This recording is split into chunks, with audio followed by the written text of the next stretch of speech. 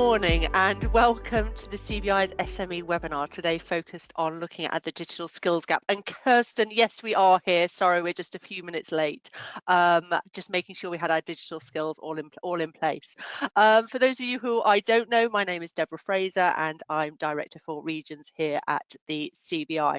And we're delighted to be doing today's session, probably most aptly with BT, who are our partners for this, as they can bring a huge wealth of experience and knowledge to the subject of digital and the digital skills gap. Now, throughout the pandemic, the importance of having a strong digital skills base has become very apparent, with increasing numbers of businesses moving online, increasing their presence, and also increasing the number of colleagues working from home, which most of you know who are regular attendees to this. I've been in my box room for nearly a year now. So working from home has those very much increased, and those digital skills to support our functionality to do that is increasingly become important. Now, it's by no means that SMEs are alone in needing to address the digital skills gap. However, we feel for the SME community, sometimes not always aware of the initiatives, support and schemes already in place to support you. So today's session will hopefully allow us to address that somewhat. Now, the format of today's session is as normal. We have three esteemed speakers. One of them you can't see, unfortunately. That was the digital issue we were having a little bit earlier, but you will hear his voice when he does speak. But first of all, we're very privileged to have the Director of Propositions from BT, Mahesh, here, who will be talking around some of the lessons that BT have learned through lockdown, some of the feedback that they've had from the customers, and the support that they're offering to SMEs. We've also got Karen from Digital Boost. Digital Boost is a community of business and digital expert volunteers who are there really to support businesses and SMEs in particular thrive in digitalisation. And finally, who's unfortunately the face you can't see but is very much here, is Andrew Batty from CMS Advertising. CMS are a digital marketing agency, and Andrew's able to give you lots of practical tips. You know, he's been in business for 37 years, being able to provide digital solutions to businesses. So a real opportunity for some experience in terms of an SME living and breathing the digital journey. Now, the format of today is we will hear from each of our speakers in turn. Then we will open things up to the chat box as normal, and as Kirsten was doing, do send in questions into the chat box. So go in there, send in questions, and what we'll do is, after we've heard from each of the speakers, go through those and give our speakers some work to do. If we run out of time and we haven't got to your question, do not fear. You know we love to give our speakers homework, so we will give them homework, and they will come back to you with a personalised, perfect response to your question. So on that, I'm going to pop myself onto mute, and Mahesh, over to you, and an update and introduction from BT. And I know you're going to talk to us about lots of things, including the sort of feedback you got from SMEs and some of the lessons that you've been seeing over the past 12, 15 months. Okay, thank you. Thanks, Deborah. Good morning, everyone. I know many of you joining today work in a small business or are small business owners yourselves. I'm going to share some of my thoughts on the subject of digital skills, but obviously I'm really keen to hear what you think and what support you need the most. We all know how important small firms are to the UK. 60% of all private sector jobs are in small business. But why am I here talking about small business and digital skills? Well, small businesses are really important to BT. We serve more than 1 million small businesses up and down the country. So the success of our small businesses are really important to the success of BT. And I've been kind of privileged to spend the last few years working in and around our small business division. So I've got to speak to a great many small businesses, getting a small glimpse, I think, of the trials and tribulations you face, as well as trying to understand how we can help. And we do want to help. We obviously want to help in terms of helping our small business customers get the most of their broadband and mobile services, helping them get onto the internet. That's the core of our business. But increasingly, we feel we can and should do more in terms of providing guidance and support on how to boost digital skills. It's been especially important through the last 12 months through the pandemic. But we're not alone. It's been really encouraging to see support from all across large companies in the private sector, the not-for-profit sector, and of course the government. Now, why are digital skills important for our small businesses? Well, every industry has been moving to digital really over the last 20 years in some shape or form. COVID has accelerated that over the last 12 months. And look, it's no secret that small businesses have been amongst the hardest hit. But equally, I've been really inspired to see how agile and resilient and how transformational small businesses have been in terms of adapting to that change. We've seen some great examples at BT. We've had a Nigerian tapas restaurant in London that started hosting virtual supper clubs to keep that sense of community going with their customers during lockdown. We've seen a music education company based in Cheshire that moved to providing their music lessons virtually live from their studio to schools up and down the country. And then from my own personal life, my dad is a GP in Kent, and I consider what he does to be very like the challenges of running a small business. What they've had to do over the last year in terms of moving their consultations online with patients has been nothing short of amazing. So some really impressive stuff. But what do I mean by digital skills? To me, it means being confident in all the basics that you would apply in the physical world, but this time in a digital sense. There's a few examples here. Firstly, setting up. Instead of just your physical presence, this is about your digital presence, so your website and how you trade online. Secondly, ensuring your customers or your prospective customers, importantly, can find you. This might have been via a local newspaper or walking down a high street to find you. But today it's really all about search engine optimization, as that's how customers find the services they're looking for on the internet. Then engaging with the customers you do have, you can of course still pick up the phone, and we would be big advocates of that at BT. But increasingly, tools like social media are incredibly effective channels, not just at finding the customers, but also tailoring the marketing so that you know the audience you're talking to. And last but not least, keeping your business safe online. Just as you would ensure that your shop or your office had the right physical security, you need to ensure you have the right cyber security. So where's the skills gap? Well, right at the start of the pandemic, we started working with Small Business Britain to understand the key concerns of small firms and how BT might be able to help. Many of you told us you needed support with digital skills, and especially in the face of the pandemic as things kicked off. Encouragingly, by January this year, over half of the firms we surveyed said that they had invested in some sort of shift online and digital skills training.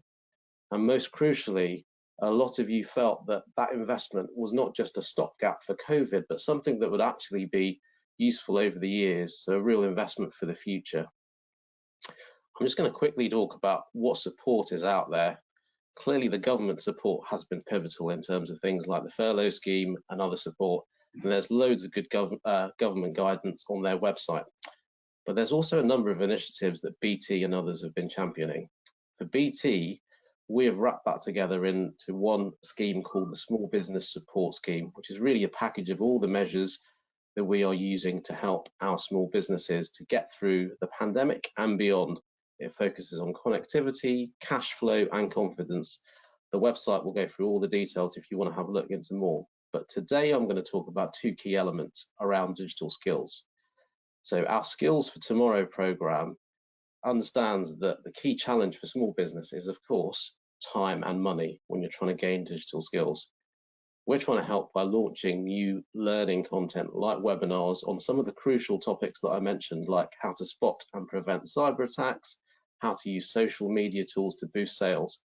And we're working with partners like Small Business Britain, Google, and Cisco to make it happen. Our ambition is to get to at least 1 million small business owners and their employees with digital skills support by 2025. And we're on the way to that. We've reached around 100,000 so far, and the feedback has really been positive, because for us it is about understanding what's working and not working. So more than 95% of you have told us that actually the webinars have been really informative and have changed the way you want to run your business. And it's not just us, there's lots of this out there. So you've got other large companies like Accenture, Lloyds, and Microsoft who are running big digital skills programs. So do go and have a look if you're interested. And then the second thing on digital skills support, we recently started working with our partners at Digital Boost on mentoring and we're committed to help at least 1,000 small businesses with a free one-to-one coaching session with colleagues from all levels of BT. Karen's going to talk a lot more about this in a minute. I'm excited because I've signed up myself to be a mentor, and I'm really looking forward to it. So then to close, we covered an awful lot very quickly, but we'll continue to lend our support to the UK small businesses, and so will a lot of the organisations that I've just mentioned. It's great to see non-essential retail opening up and down the country this week. I'm really hoping that it's going to be a renewed sense of optimism in terms of the way forward for the country. We're learning all the time about what works for our customers and what doesn't. We don't always get it right. We know that. That's why the feedback is important. So what we're trying to do is to listen as much as we support our customers and give them the tools to do their jobs. We've got plenty of things in the pipeline too. So to support small business owners, so watch out for things like new products to allow staff to work and collaborate from anywhere, and also new digital marketing tools that will really support small businesses to make that part of their roles easier. So watch this space for more news on those. But I think I am going to hand back to Deborah now. Hopefully that got to the right time slot, Deborah. Yeah, thank you, Marish. That was perfect. We've got some questions popping in already for you. So, but before then, I hand over to Karen. So Karen has said is from Digital Boost, a community of volunteers supporting SMEs. So Karen's going to be discussing the work of Digital Boost, how you can access it, and the support that's available to you, and also how you can learn tips from each other. There's nothing better than B2B learning, in my experience. So, Karen, over to you. Great, Deborah, thank you so much. I'm absolutely delighted to be here to talk to you. As Marish mentioned, there are many options out there to help learn digital skills. And so I just want to talk to you a little bit about Digital Boost, which I think is a great option. So what is Digital Boost? We are a free learning platform, and we help people who work for small businesses and charities to learn digital skills. And we really want to make sure that those digital skills not only help them thrive and survive COVID, but really grow their revenues for the long term so they can help fuel the UK economy. We were founded during COVID, so we are a COVID business. We were founded by the educational charity Founders for Schools with the support of businesses and government partners. And the reason we were founded is because, as Marish was saying, we recognized that small businesses had an urgent need to digitize. You don't need me to tell you that. You've lived through it. Marish talked about it brilliantly. But we also knew that it was really challenging for businesses to know where to start. And we also knew that resources and time were very limited, and it has always been difficult for small businesses to invest in training their staff. For example, on average, large companies spend about £5,000 to £7,000 a year training their staff, whereas for a small business, that might be £100 to £150. So we thought there has to be an opportunity to help bridge this gap. How can we use the skilled employees that are at the larger organizations to help the smaller organizations to build those skills that they need? So how do we do it? Through our online platform, we connect those people in small businesses and charities who need to upskill with volunteer digital experts from companies like BT. We have more than 1,700 experts on our platform at the moment. These come not only from BT, but also organizations like Google, Visa, and many more. And the platform helps you find the right person that you want to talk to, and you come together for free one-to-one, highly personalized mentoring sessions that are focused on the small business's needs. The experts cover lots of areas. We actually have 55 different areas that experts can help with. And they range lots of different things based on what you need help with. Now, as we were saying, there are lots of great services available, including many mentoring programs. So I just wanted to highlight a little bit about what's different about Digital Boost and what you might get different from in this one. The first thing, as I mentioned, is it is highly personalized. So unlike kind of a webinar, which is fantastic, in this case, it is one-to-one. So you are working with the expert on your particular needs. It's also on demand. So you have an issue that you need to solve right now, you can go on the platform and find someone who within the next couple of days can help you sign up for it, as opposed to something that may be scheduled in weeks or months. So imagine, for example, some of the areas that Marish mentioned earlier that small businesses might need help with. How do I improve my website? How do I use search engine optimization, which is so mystical to everybody, right? How do I accept payments online?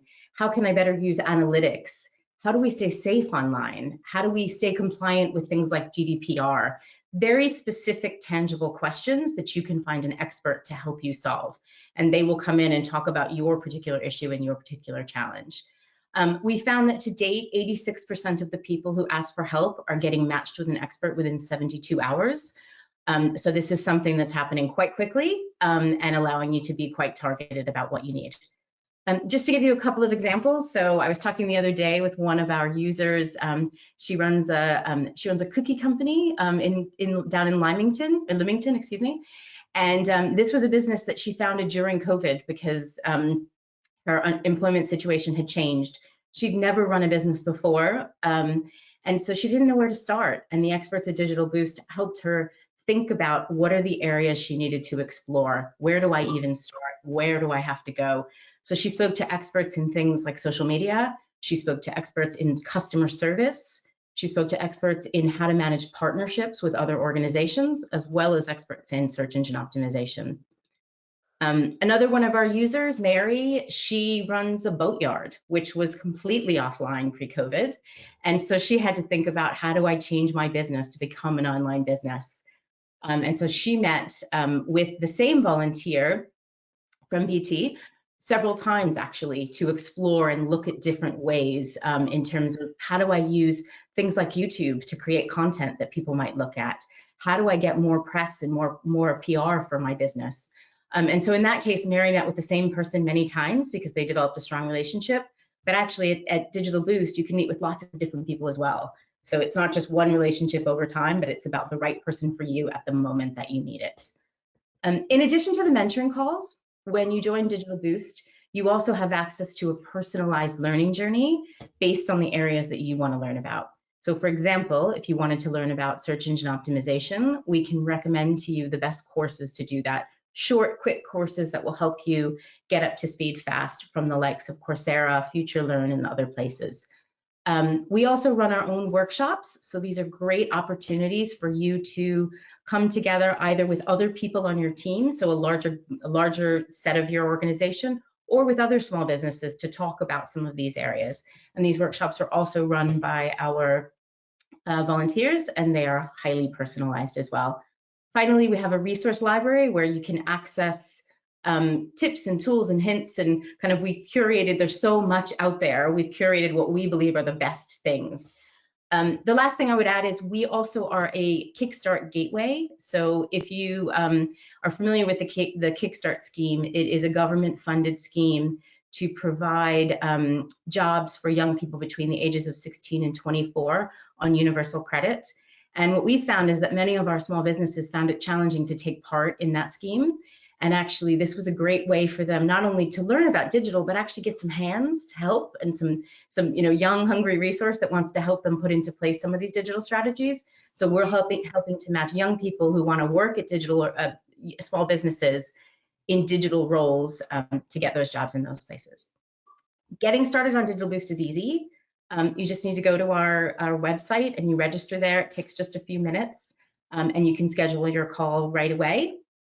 And then you get a personal dashboard, which helps you see all of the sessions that you've signed up for. It helps you see the courses that we offer, and it allows you also to see the feedback that you've received.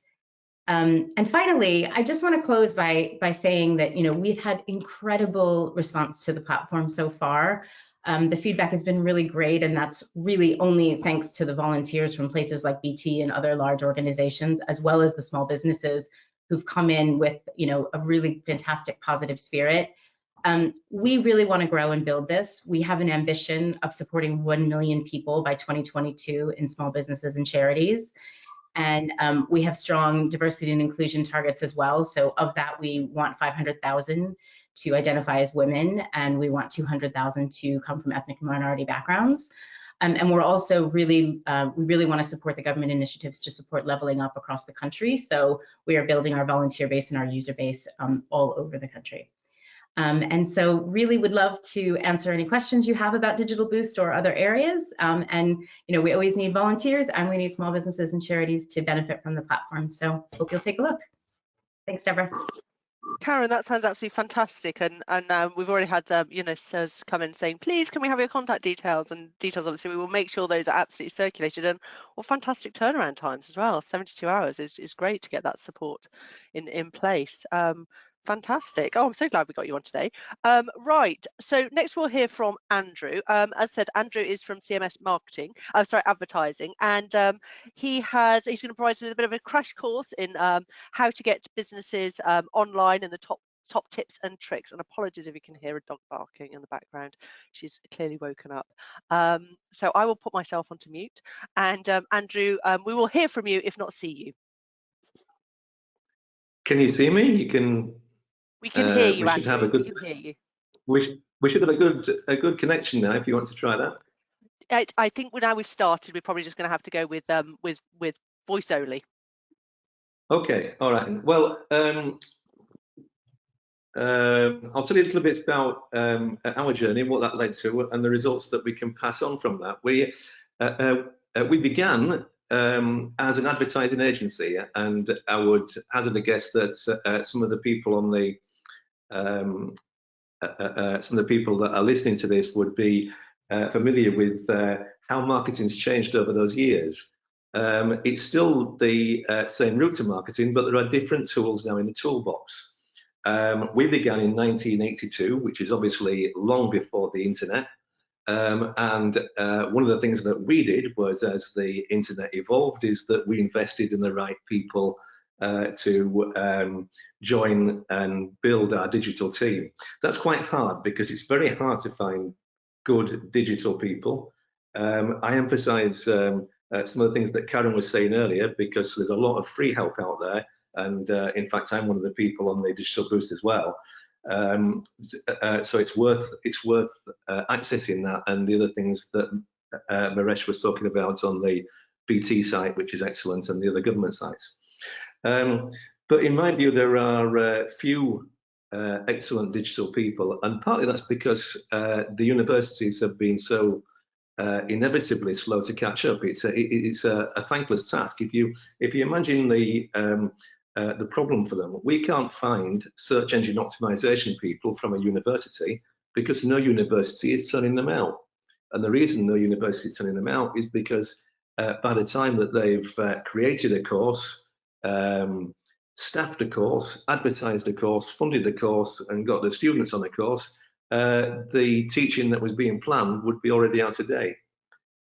So it has been very difficult.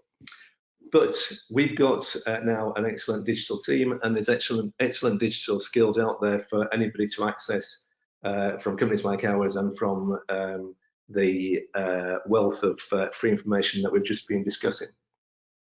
Let's talk about the present situation. The COVID pandemic has got a silver lining, and the silver lining is that the whole world has gone online. And even your grandma knows how to access and buy digital goods. But what you as an organization have to do is to reach out to cope with that new market. And it gives a great deal of new business opportunities, providing that you're ready to embrace them and take them. So for instance, if you're a B2C company, then suddenly your geographical remit has gone at least nationwide. There's no reason why somebody can't be accessing your services now from 200 or 300 miles away as easily as from 10 miles away. If you're a B2B company, then obviously there's a lot of other things that you can do which might not have struck you before as being obvious. But for instance, you could be using video on the web to demonstrate how your products work or how your services work. You could be booking appointments on online. You could be reaching out to people through e-shots and e-marketing, and you could probably be putting a lot of your products onto an e-commerce led website, because things which are in the past, which you might not have thought could be sold by e-commerce can be. One of the most unusual requests that we've had recently, but it's worked, we've actually done e-commerce for an undertaker's. And believe it or not, you can go onto this undertaker's site and you can choose your coffin, you can choose your other accoutrements that go into a funeral, and pick them and put them in the basket and order them, etc. Which I must admit raised my eyebrows when that request first came in, but it works. And if it works for an undertaker, it works for anything. It works from anything you can think of, from dental Invisalign to plant hire and all sorts of different things. So what should you do in this pandemic at the moment? Well, you need really to revisit your marketing in time for liftoff. As things are opening up and developing, this is the opportunity now, if you've not already done it, to take a fresh look at your website and to dust it down and to add some new content. Google hates websites which look like they've not been touched for several months. To Google, it looks like a notice board that's had no new content added or old notices taken away. So you really need to make sure that there's some fresh content on your website. You need to make sure that your social media is reaching out there on a very frequent basis. It's not sufficient to just rely on the fact that you might be attracting followers. Followers is preaching to the converted. You need to be preaching to the unconverted. And you need to be reaching out to that social media audience a number of times a week. If you think it's something that can be just picked up and put down once every few months, then you're missing a trick. And search engine optimization is an area which, of course, is very important. Karen's touched upon that. There are essentially two main ways of doing it. There's organic SEO, which is lots of tweaking of the back end of the website on a continual basis. There's also a faster way, which is known as pay-per-click or AdWords, and that's something which is essentially you paying Google to get onto the first page of Google. The costs of pay-per-click depend upon the popularity of your search terms. So in other words, if you wanted to be on the first page of Google because you were selling motor insurance, it would cost a king's ransom because there are players on there with very deep pockets. If you wanted to be on the first page of Google because you were repairing bagpipes, it would cost peanuts because there's no competition. And the rest of the world is somewhere between those two extremes.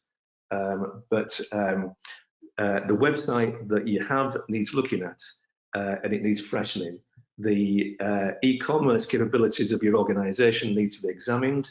The social media that you're doing needs to be revisited and the speed turned up times 10.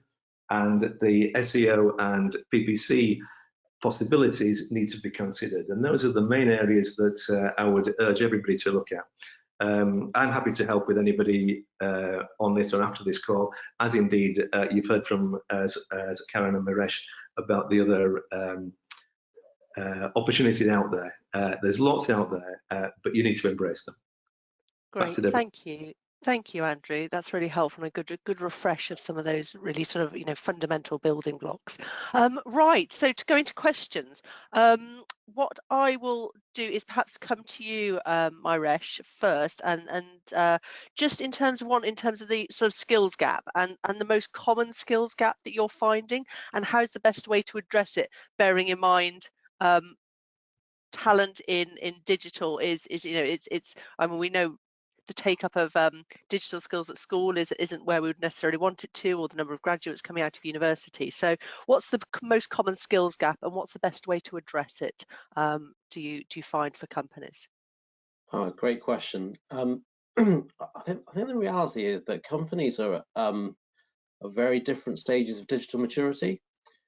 So there are a lot of companies out there who I would call digital natives, which certainly I could not teach anything about digital skills to. And there's equally a lot of companies who've done things in a certain way, maybe not online, who want some more basic training and basic support. So I think actually that the common ones are the ones I talked about, which is things like, how do I set up my website? I've done business in a certain way for years, but now I want to set up a website. How do I do it? That's a really, really kind of common one, because there are tools out there, but people may not be confident with doing it, and some of this is about confidence. I think the other major one that comes through is the one Andrew's been talking to. How do I reach customers out there? How do I get to people? There's the big internet, which is it's a screen on a computer, but how do I actually reach them? How do I use these things like Facebook advertising, Google advertising? What are the tools that can help me? Are there courses that support me? Those are the things that really come to fruition. I would say, to start with, there's a lot of amazing free content out there. So as mentioned before, resources like YouTube, there is a video that gives you a starter for 10 on pretty much anything out there. So if you're interested, get involved in those sorts of things. Some of the websites we've all mentioned are out there. So we talked about Digital Boost as support. There's online webinars from Skills for Tomorrow. So these are all the things. But equally, if there's a specific topic that people are interested in, I would definitely say, come back to us either offline after this, and we'll try and help find some support. So I think a range. I don't think there's one answer to that, because it really depends on what type of business you are. Yeah. And Karen, maybe come to you, very much on the front line of this. Is there anything that you're sort of commonly stumbling over that people can maybe prep themselves and get ready for? Yeah, I think the topics that people most ask us for help on are some of the things we've already mentioned. So very much in the digital marketing space. I think people, the thing that's really interesting about the digital marketing space when you look at website SEO, email marketing, any of these kind of things, is that it's not a one and done thing. So it's not something that you do once and then you don't look at it again. So we find that we helped some organizations 6 months ago to get their website up initially, but actually now they're looking at how can we continually optimize it, how can we continually improve it, make it better, and learn from how people are using it, et cetera. So I think for me it's this notion of you need to get started, and then actually it doesn't have to be perfect on day one. It's a question of how do you keep making it better and how do you keep learning from what you're doing. And that's where some of the resources and the experts can also help you. They can look at what your site is and give you some really simple, easy things that you can do differently and improve. Great, thank you. Perhaps a question for all of you, but I'll perhaps come to you in turn. Is one has just come in regarding perhaps you've got a slightly older workforce, and sorry, this is terribly sort of not age discrimination compliant, but I'm going to blame one of our guests, one of our audience, perhaps, but who are perhaps a workforce that's hesitant about embracing digital. So how do you, any tips on how you take people with you and cement that digital change that we've all sort of seen over COVID? So Karen, I might come to you first, if that's okay. Yeah. Sure. This is something that we do see a lot, and actually it's not necessarily linked to age. It's linked to people's experience and what people have come across. So we do find that there is hesitancy, and there's just a kind of natural nervousness. One of the things that we found has really helped, and actually it's the reason we started doing our workshops, is because if you get the whole team together and they have an opportunity to learn together, it's a great way to kind of just level set and to get everybody on that same page. And someone doesn't have to come forward and say, hey, I need help on this. I don't necessarily know this, because we're all doing it together. We're all on that journey. So it's not about singling out the people that have fallen behind or the people that are hesitant. It's about getting everybody together on this shared ambition and this shared mission. So with our workshops, sometimes we'll take a whole organization. If a company has 20 people, we'll take all of them in the room, virtual room, together to kind of agree, what are we trying to do, where are we trying to get to, and what do we need to change? Yeah, I mean, I just know from my own experience, and well, okay, I'm probably older than a lot of people at CBI, but we had a lot of new applications, and I was told that I was struggling with them, and I was told that, Deborah, they're intuitive, and I thought, well, not to me. Not to me. So it is important how you take people with you on the journey. Andrew, and then Myresh, perhaps I can come to you both on that. Is there anything you can possibly add, Andrew? I think it's just a matter of confidence, really. I can think back to a time when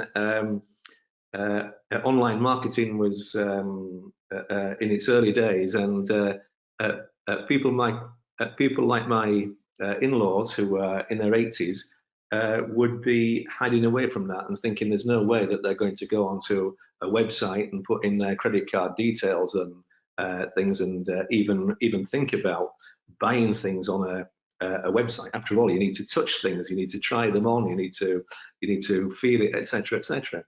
And then as soon as it was discovered by my mother-in-law that Marks and Spencer's had got a decent website, she was on there, and it was on one of her favourites, and then she was on every week. And of course, something that the pandemic has done has made everybody else realise that the only way to even buy most things is to go online and to trust these sites. So I think everyone's come through a tremendous learning curve. And I'd say to anybody that's got any apprehensions, then just go onto some of these free training courses that we've been talking about earlier, and build your confidence, because it's not as scary as it looks, and the opportunities out there for everybody are incredible, and that includes any organisation which has an older profile of senior management. It's great. Great. Thank you, Maresh. Thank you, Andrew. And Maresh, we might come to you, but I might also add on one of the other questions that's popped in. We've got a couple around sort of making licenses available rather than having to buy them. But there's one in particular around, we've all invested a lot in tech over the pandemic. How do we make the most of it? So there's a question there on how do we make the most of it. So sorry, I'm landing that on you just quite short notice. That's all right. Well, so firstly, to finish off the last point, I think I do agree it's about confidence, and it's not necessarily just about age. That can be a factor. I also think one of the silver linings, if you like, in terms of the last 12 months, is that people have realised that there are different ways to do things, and we've seen that from our customers just in terms of communications products. A lot of businesses haven't been able to be at their offices or their places of work, and they've realised they actually need solutions that mean that they can communicate in multiple locations with their staff. The sort of new hybrid way of working. Some people at home, some people in the office, some people maybe in the park. But I think that's been a real kind of eye-opener, and people have seen actually this works really well. And I do think the world's not going to go back to that same way as it was before. I think it's a real change. In terms of the investment in tech, what I would say is the technology, is an enabler, but it's really about the skills of the team and the people, because the technology will change. And I think, Andrew was saying, this is the challenge in terms of teaching courses at university. The technology changes every week, every month. But actually, if you understand some of these skills, what does it actually mean to do digital marketing? And you train people up and they get confidence, and actually they keep up to date with things. And I think that's the key, is actually building up the confidence and training up your people. And that way they think about a new way of doing things rather than just a new way of kind of using the technology, because the technology will just improve and change over time. I think we know that. Thank you. Thank you. I'm just conscious of time. Stephanie, you've put in a very specific question for Maresh. So I think what we'll do is probably get that one sent over to you. We'll get that one sent over to him directly. But I suppose I'm just conscious of time. We've just got 1 minute left. So what I might do is use that time really to say thank you to our speakers. Thank you in particular to BT for their support for this session. And we'll make sure we get all the details of the BT support available, because there's a wealth of resources available, and obviously through Digital Boost, and make sure we get those circulated. So thank you, Maresh, thank you, Karen, and thank you, Andrew, and everyone. Stay safe and well, and hopefully with lockdown easing, we might get to see each other one day. You never know. All right, take care. Thank you. Thank Bye-bye. you so much. Bye. Thank you.